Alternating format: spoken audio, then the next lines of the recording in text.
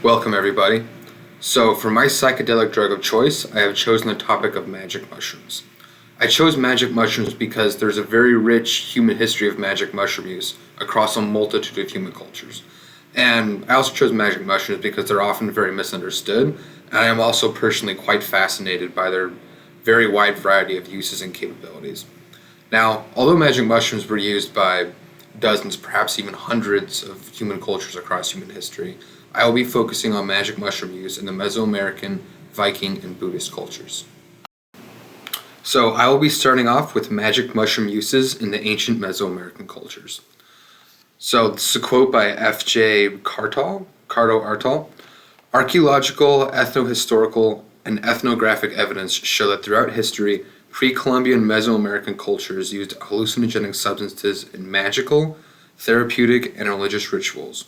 He also went on to say that Maya and Aztec peoples used peyote, which were hallucinogenic mushrooms used to induce altered states of consciousness in healing rituals and ceremonies. End quote. So, magic mushrooms have been used in Mesoamerican cultures with the purpose of therapeutically healing oneself, as well as being able to connect with one's ancestors and gods in religious ceremonies. This magic mushroom use has even been documented in ancient written history. Bernardino Sahuagin detailed his journeys throughout the Aztec Empire between the 1520s to, I would say, late 1540s. And he documented the Aztec people consuming what we know to be psilocybin mushrooms in varying rituals and ceremonies almost 600 years ago. In fact, Mesoamerican use of magic mushrooms didn't only begin just 600 years ago, it's actually been going on for much longer than that. At the National Museum of Archaeology and Ethnology in Guatemala, there are ancient artifacts called preclassic Mayan mushroom stones, and they're dated to about 1000 BC, so about 3000 years old. And they depict little men wearing mushroom top hats, and it is commonly thought by scientists and archaeologists that these mushroom top hats represent the hallucinogenic mushrooms that they used at the time. The fact that we see these magic mushroom sculptures, almost 3,000 years old in Mayan art, clues us into the very long history of magic mushroom use that would have occurred in the ancient Mesoamerican culture. So, when it comes to Viking culture, it's Amanita muscaria's time to shine.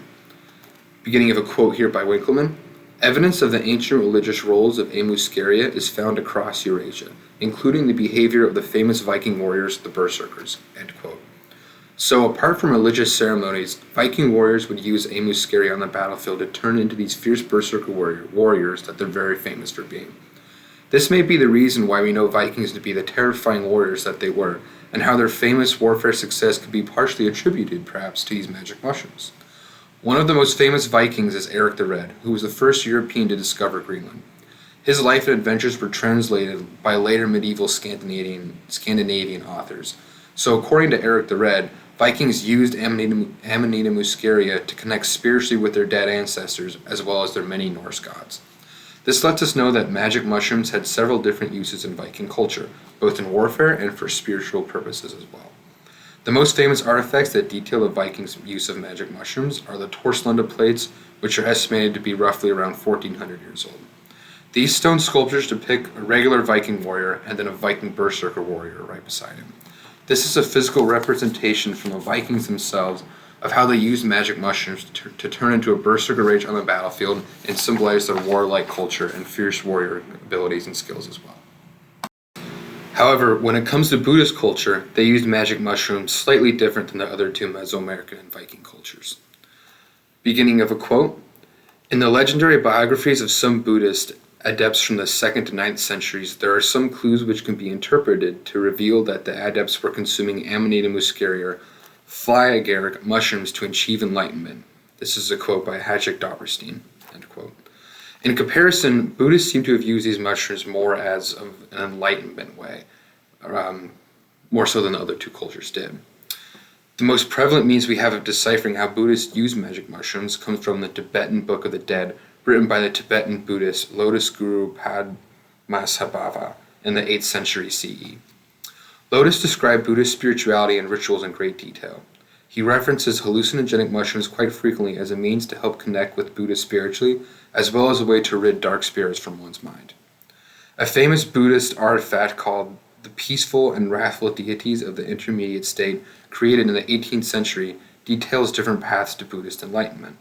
This tapestry, which now resides in the Rubin Museum of Art in New York, depicts the deities of the famous Tibetan Buddhist lotus and how magic mushrooms can help enlighten and spiritually clean one's mind.